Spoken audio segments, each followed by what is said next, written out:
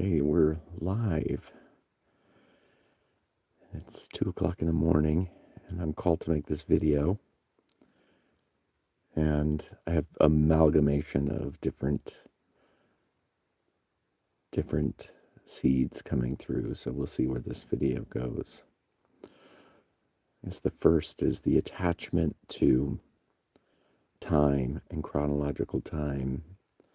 And I'm making this video at 2 a.m. And I used to really want my 8 hours of sleep, and I had the stories that if I didn't get my sleep, I'd be in, I wouldn't feel good the next day, these kind of things. And eventually I began to just go with it. Like whatever time I'm up, I get up, and I try not to force myself to go back to sleep. And usually lots of things come through. So it's trusting the attachment again to our, like, again, for me, it's again because it's going through my mind, the attachments of who we think we are and what we need to do, and we don't know exactly what is going to be needed. And so I've just allowed whenever I get up, and if I'm having the spirit come through me, whatever you want to call it, here it is. So there's an amalgamation of things that all come together and offer a lot of insights and connections for myself, and hopefully you watching this. And the first part of start is around the cosmic jigsaw puzzle. And this came to me a long time ago, like that we're all in this cosmic jigsaw puzzle, and we're just trying to figure out where we fit, who we fit with, and what the heck we're doing. And I definitely have lived a life of not knowing what the heck I'm doing and what I should be doing. So here it goes. And the cosmic jigsaw puzzle. So in the beginning, I thought, hey, I'm a teacher. That's what I felt like I was going to be all my life. And then I got into spirituality, and then I was going to be a minister. And then I thought, you know what? And then I had an aha that said, no, that's not the right way. And what I'm recognizing is it's coming down to becoming malleable. And we can kind of go along with this idea of the non-guru that we're hearing about. And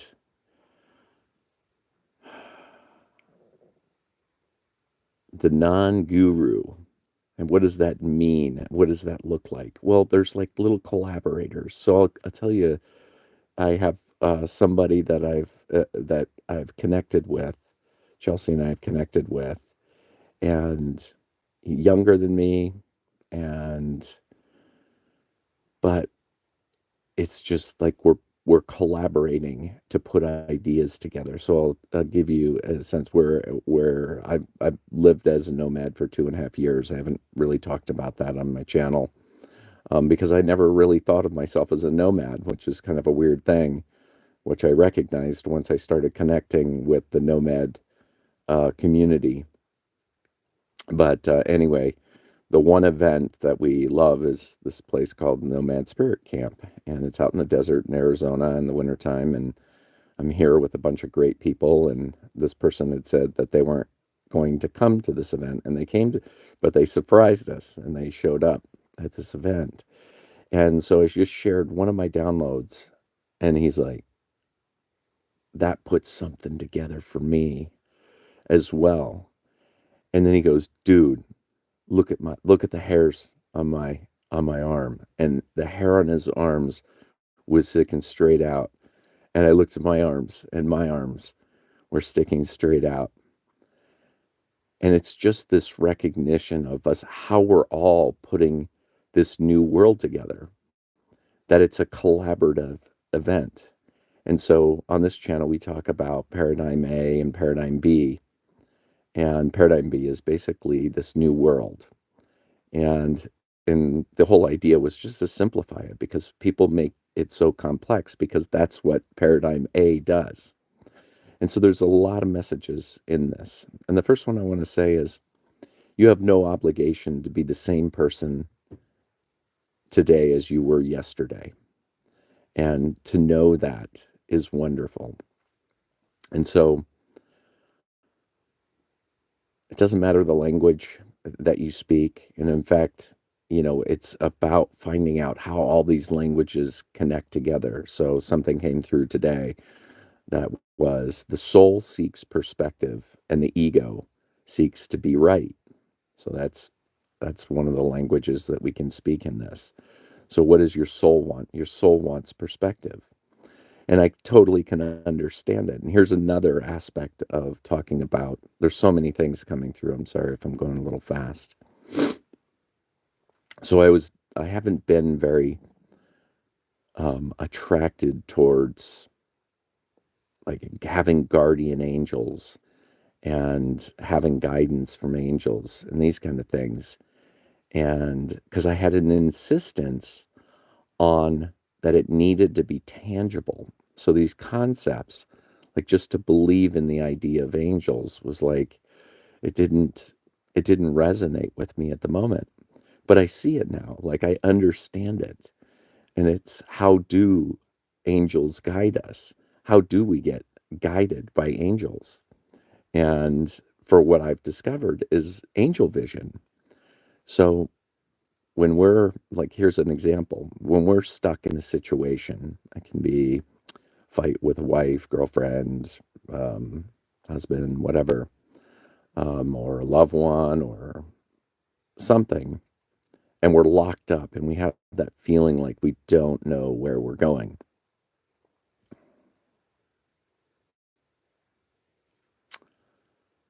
Angel vision shows us, or we can have sense that with angel vision, there can see through it and will see it. And so the languaging I've been using lately is like Chelsea and I have been like an incubator, a little experiment for 2.5 years being together because not everything in our relationship like matches to being this, magical partnership where all the things are in place. We're together to discover consciousness together. And, just looking over our relationship, it's just so funny to be able to see that how these elements within our relationship have like crisscrossed and I will be in one place and she wants something else at that time and then it goes to something else. But we just continue to push through what we call kerfluffles because kerfluffle kind of tells the story that people would call them fights um, and we just wanted a fun way to look at them. But the idea is to understand that when we're in these, and we just went through one, which wasn't a surprise as soon as we do something where we're like getting really downloaded. We just went in one, and you get that sense when you're in it, you're like locked up, and it's like, it's this again, and we're going through this again. But it's really having faith that there's a bigger truth on the other side of this kerfluffle. And and it always does. And we have had so much practice and understanding. And the angel, to acquire angel vision, the angel can see through the circumstances. They can see through the tough times. And it's trusting in that guidance to do that. And that comes to being malleable to seeing something bigger. And it's in those times when we have the least amount of vision that we possibly can have. We feel like contracted, our attention is down, and it's kind of like if a really good philosoph I call these philosophical examples where you take the extreme. It's like grief. If like somebody dies unexpectedly or a loved one dies, when it's happening, the pain is so intense, but you have to recognize the vision is what is blocked. So just to understand that there's a bigger truth that wants to birth itself. And I understand that now, and I hold on to that as being true.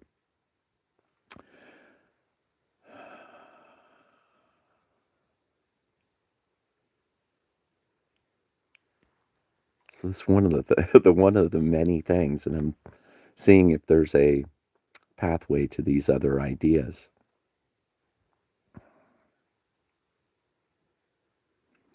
So in order to get angel vision, to find angel vision so we can see through those things, we have to be malleable.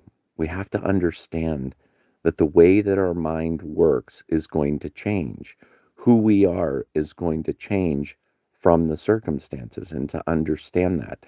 And we can look at, and so here was a great example of Chelsea was sharing with me how her mind works, and she actually used the term how her brain works. And I just locked up. I was like, that sounded so static. And, but she wanted to share something with me that was important. She wanted me to understand what she knew about herself. And she said, this is how my brain works. And I thought, well, that's a static perspective. This is how it works. And so what I had to do was recognize that for me to try to offer my perspective in that moment was locking her up so she couldn't see any further. So I had to validate her perspective, which is then I showed her, like, okay, this is how you're describing how your mind works. And I said, that's great. I said, but, and then I asked her, do you want to change that? Do you want it to be that way? And she said, no. And I said, well, then you then take a different perspective that this is what you've recognized and this is what you observe now. Because if you try to, so she wants to fix a problem that she sees in her life. And I said, so if you want to fix the problem, what you're saying is ironic, is that this is how you work. And then you're going to use that same brain to fix the problem. and and so it's simply changing the perspective on how you look at things. So yes, this is how your mind works, and it's good to observe how your mind works. But the idea is to wonder, what will my mind be like when I'm through this? When I have that angel vision, when I'll be able to see through and understand it, because she did find angel vision when she found how she sees how her mind works. And this is such a powerful tool for breaking into the quantum, into these unseen realms, these things that are available right now, but we can't see them. And why can't we see them? It's simply because we don't have the perspective that we want. And wonder is a doorway into seeing these things. And so just simply putting ourselves in a state of being malleable. And how do we do this? Wonder. I wonder what my mind will be like. I don't want to become attached to how I'm operating. I want to be able to have the fluidity and be a dynamic being so that so that uh, I shine through. I come out, the best of me comes out, but the world that I'm familiar with might be comfortable. But like the circumstances, I want the circumstances to change, but I can't change the circumstances with the same mind that I had before I started. So the whole idea is the quantum. To get into the quantum is to go into a wonder mind.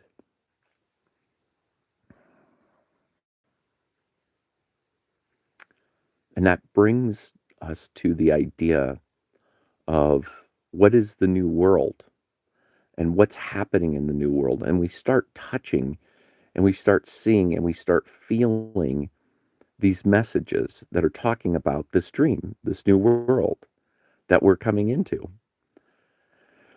And we start to have faith in it. But what is the characteristic of the new world? And the new world, the characteristic is that we are collaborators, putting the cosmic jigsaw puzzle down. In paradigm A, our minds have been formulated, have been conditioned to compete. We compete for status with one another. So I'm more spiritual than you are. And I'm this and I'm this. And we cling to these roles in a competition. And in the new world, it's collaboration. So I'm connecting with these souls now that are open and they understand this. And so that's why when we connect, it's like we just share these nuggets. And so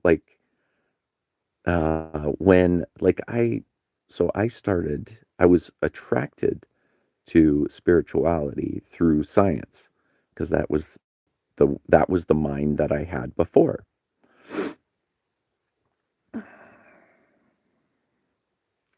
And this was 15 years ago. And so I was really into the quantum physics aspect of it.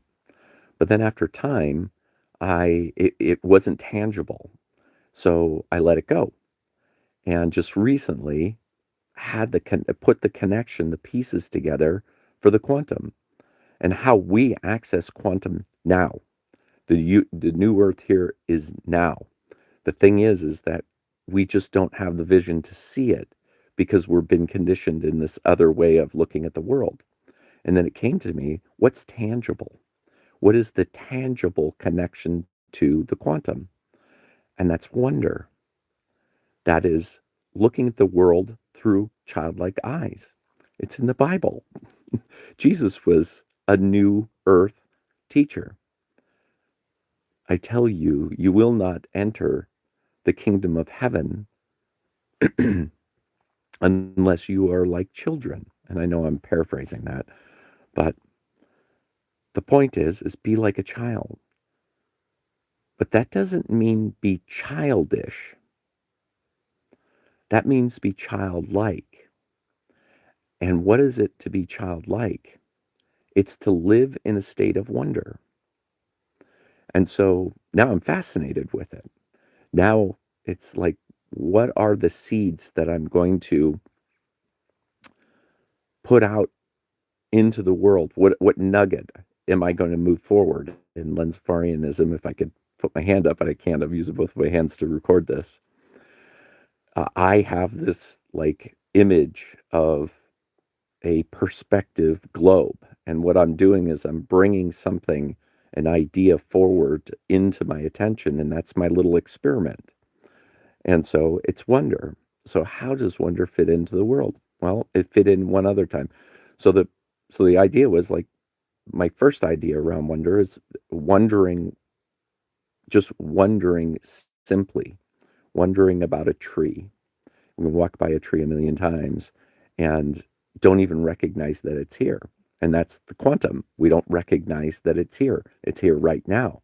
But if we walk by and we look at that tree and we begin to start to look at the tree from a different perspective, to look at it from its perspective, what is it trying to accomplish?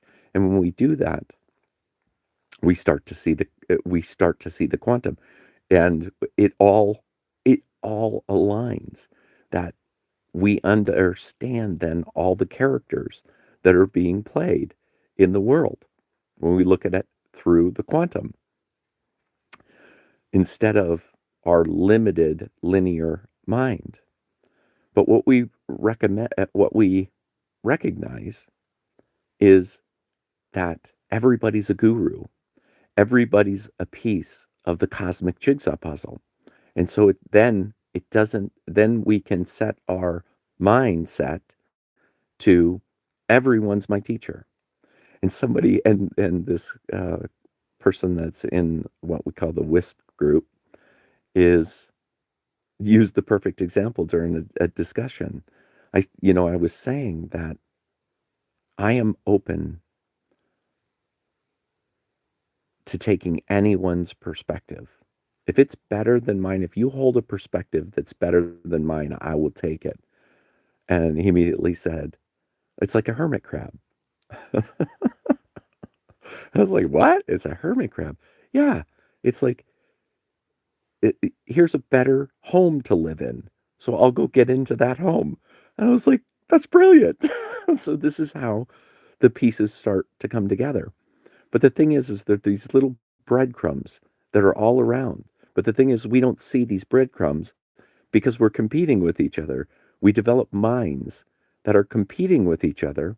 And so we're putting each other on pedestals. We're either pit and pedestaling, meaning we're putting people above us or we're putting them in a pit below us.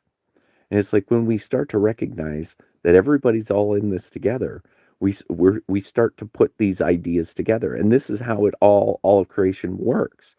It's like if you can see how the world's put together right now, it's so brilliantly a cartoon. Like it's so ridiculous. It's a cartoon. If you look at the paradigm A, the big culture right now, we can see right through it. It's becoming so transparent because it's becoming so ridiculous.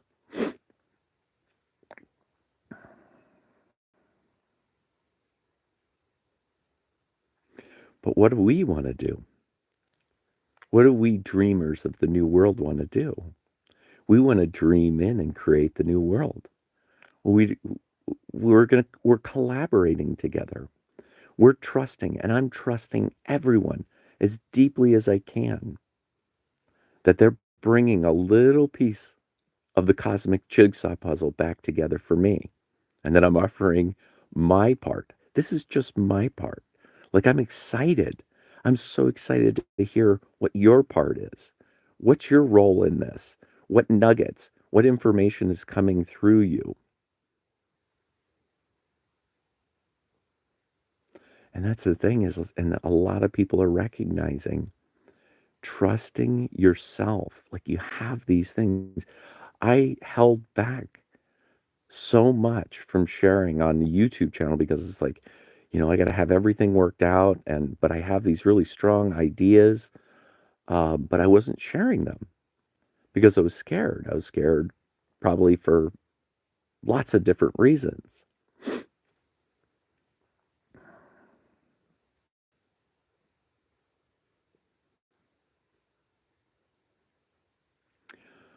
But we recognized that, and I can recognize now that this is like the 4 minute mile. And if you don't know that story, I'll tell you real quick. The 4 minute mile was that this idea that it was a popular opinion that no one could ever break a 4 minute mile. And then one person broke the 4 minute mile. And then shortly after, hundreds of people were breaking a 4 minute mile. So my point is somebody already broke the 4 minute mile with the new earth and being ourselves and trusting our downloads. And to make it for me for the longest time, it was like, how do I trust that this is happening? How did I get there?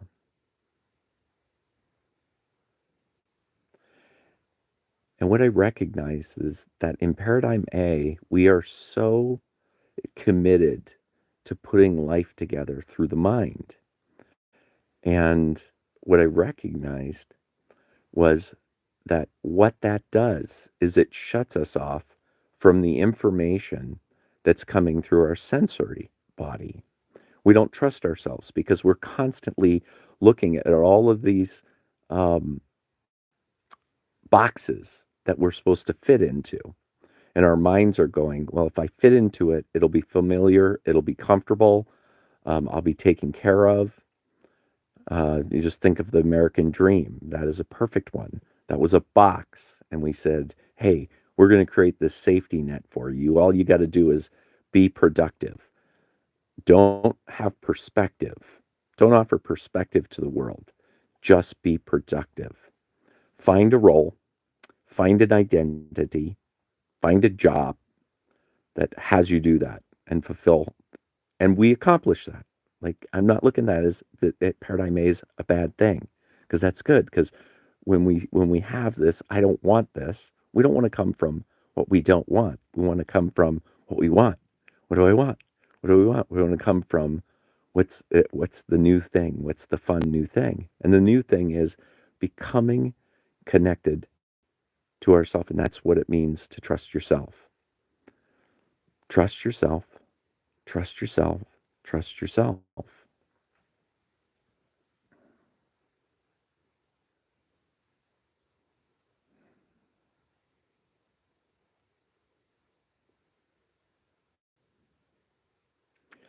And I want to describe how I see the mind, and we get attached to our mind, and we believe that our mind is the way that it's supposed to be. So let's look at the mind right now.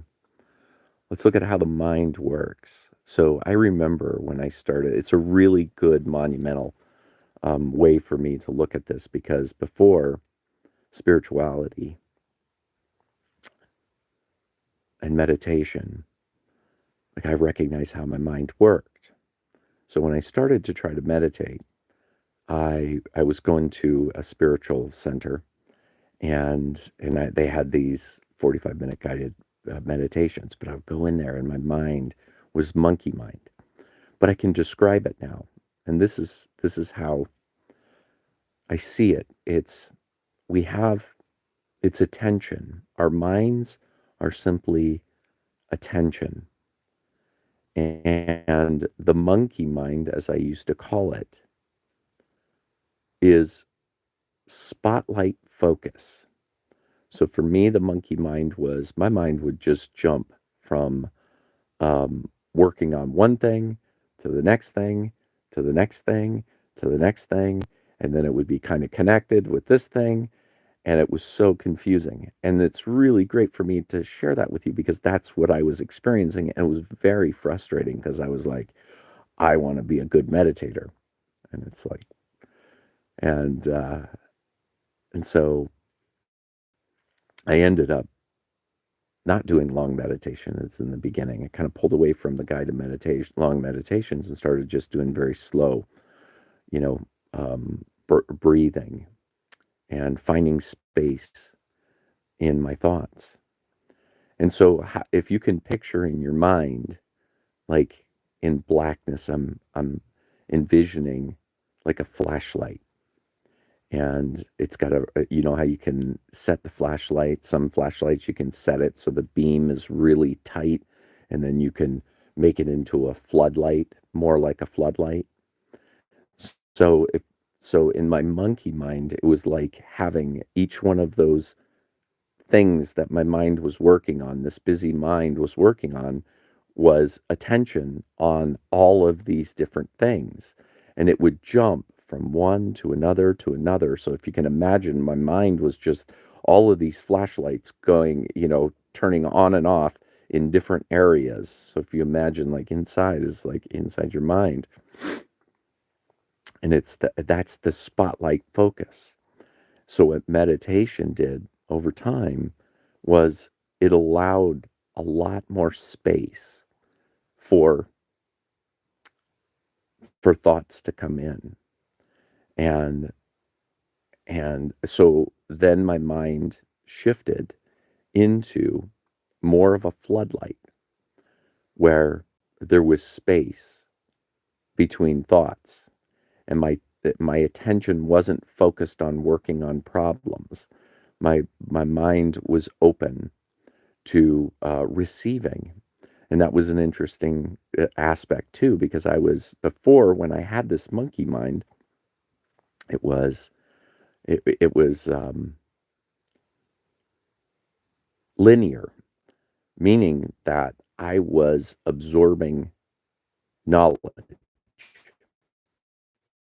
and putting things together and aggregating and um, thinking of a term, but it's not coming to me. But basically, putting together a big spreadsheet in my mind, and it was like, and I remember even in the beginning of I wanted to be a minister, and my idea was I would read every single spiritual book out there, and then I would regurgitate quotes from those things, like my I was from the mind that I was in then. It was like that was my perspective. I'm just going to regurgitate all this truth that had been told. But as soon as I started to develop a floodlight mind, this weird thing would happen where ideas would come in from nowhere. Like, what the heck is this? Where are these thoughts coming from?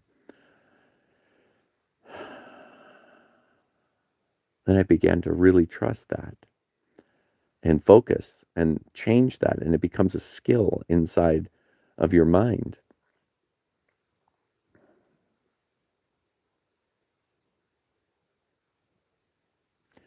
And if you just think about those two different minds, if you can imagine that mind, the monkey mind, where you have all these little flashlights turning off and on inside your mind, focusing on different attention, and then imagine the floodlight mind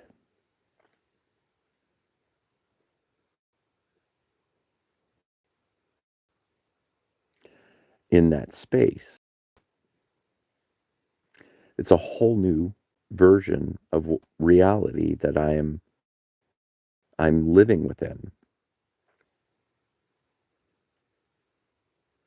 And I had another point that was coming through, but I lost the thread to it.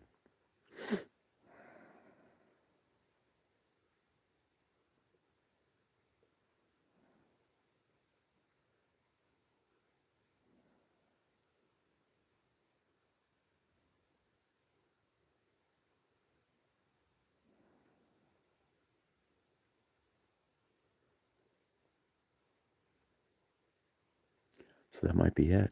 It might be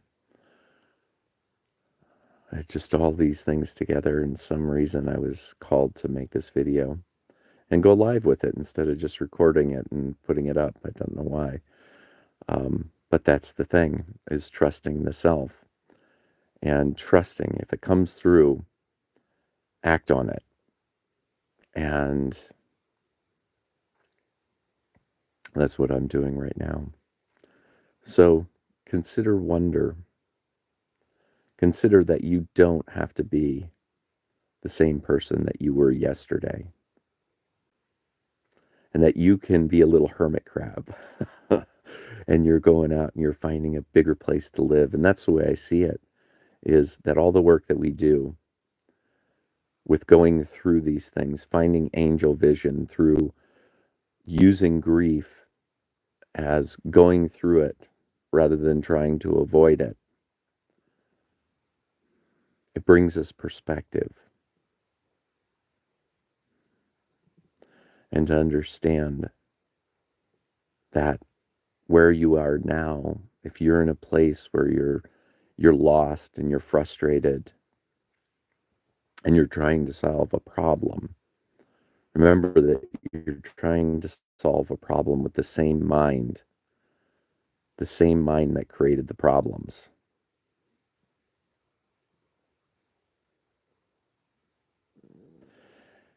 And it isn't and it's so simple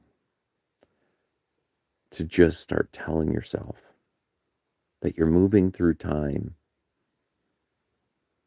You got hermit crabs all offering you a bigger vision all around you.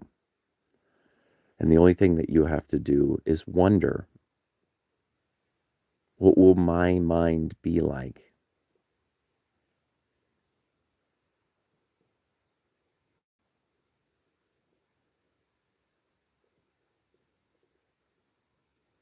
Doesn't that feel good?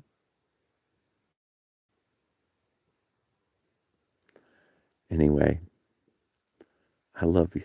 I love you all so much. I love life.